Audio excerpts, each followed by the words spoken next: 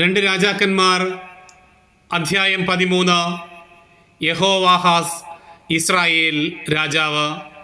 യൂദാ രാജാവായ അഹസിയായുടെ പുത്രൻ യോവാഷിൻ്റെ 23-ാം ഭരണവർഷം യേഹൂവിൻ്റെ മകൻ യഹോവാഹാസ് സമരിയായിൽ ഇസ്രായേലിൻ്റെ ഭരണമേറ്റു.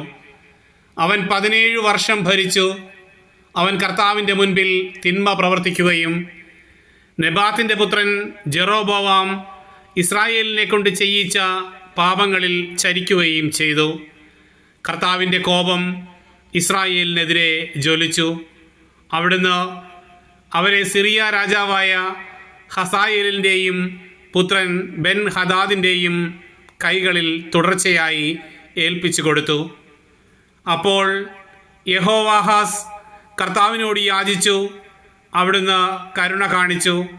സിറിയ രാജാവ് ഇസ്രായേലിനെ ദ്രോഹിച്ചത് അവിടുന്ന് കണ്ടു. കർത്താവ് ഇസ്രായേലിന് ഒരു രക്ഷകനെ നൽകി.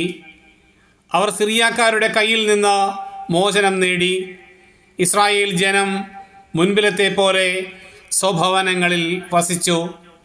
എങ്കിലും ഇസ്രായേൽ ജെറോബോവാം തങ്ങളെ കൊണ്ട് ചെയ്യിച്ച പാപങ്ങളിൽ നിന്ന് പിന്മാറാതെ അവയിൽ മുഴുകി. സമരിയായിൽ അശേര പ്രതിഷ്ഠ നിലനിന്നു.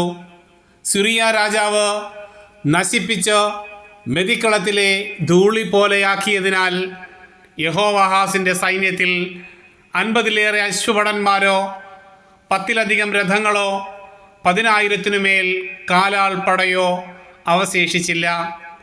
യഹോവാഹാസിൻ്റെ മറ്റു പ്രവർത്തനങ്ങളും അവൻ്റെ ശക്തിപ്രഭാവവും ഇസ്രായേൽ രാജാക്കന്മാരുടെ ദിനവൃത്താന്തത്തിൽ രേഖപ്പെടുത്തിയിട്ടുണ്ടല്ലോ. യഹോവാഹാസ് പിതാക്കന്മാരോട് ചേർന്നു സമരിയായിൽ സംസ്കരിക്കപ്പെട്ടു.